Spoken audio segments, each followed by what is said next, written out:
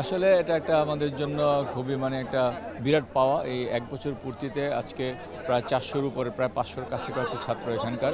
তো এরা যখন প্রতি শুক্র হলিডে থেকে অন্য দিন যখন প্র্যাকটিস করে, এদের স্বতঃস্ফূর্ত অংশগ্রহণ, পাশাপাশি অভিভাবকদের যে অংশগ্রহণ আছে, এটা দেখে আসলে আমাদের যে উদ্দেশ্যটুকু ছিল আসলে বাচ্চাদেরকে খেলার মাঠে ফিরিয়ে আনা, তাদের ডিভাইস থেকে মুক্ত করে খেলার মাঠে ফিরিয়ে, আমাদের মনে হয় যে সেই উদ্দেশ্যটুকু পূরণ হচ্ছে।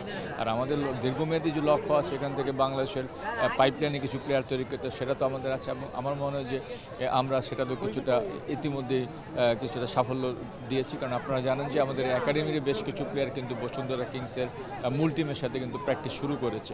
আমি মনে করি যে ১ বছরের মধ্যে এটা আমাদের বিশাল প্রাপ্তি। হ্যাঁ, আমাদের পরিকল্পনা আছে। আমাদের ক্লাব ভবনের কাজ ডিজাইন হয়ে গেছে, ক্লাস শুরু হয়েছে। আমরা যখন এই ক্লাবেও কিন্তু এই ডরমিটরির ব্যবস্থা থাকবে, তো সেখানে আমরা কিন্তু তখন যখন ক্লাব ভবনটা হয়ে যাবে তখন কিন্তু আমরা এই আবাসিক করবো একাডেমিটাকে। আমি মনে করি যে যখন আমরা এটা আবাসিক করে ফেলবো, আমরা এটা আরও ভালো সাড়া পাবো এবং আমাদের যে মূল উদ্দেশ্য দীর্ঘমেয়াদী প্রশিক্ষণে, সেটা করতে সক্ষম হবো। আমি মনে করি সেটা যদি করতে পারি তাহলে কিন্তু এর মধ্য থেকে অন্তত বসুন্ধরা কিংস তো বটেই, বাংলাদেশ জাতীয় টিমে বেশ কিছু প্লেয়ার বের হয়ে আসবে।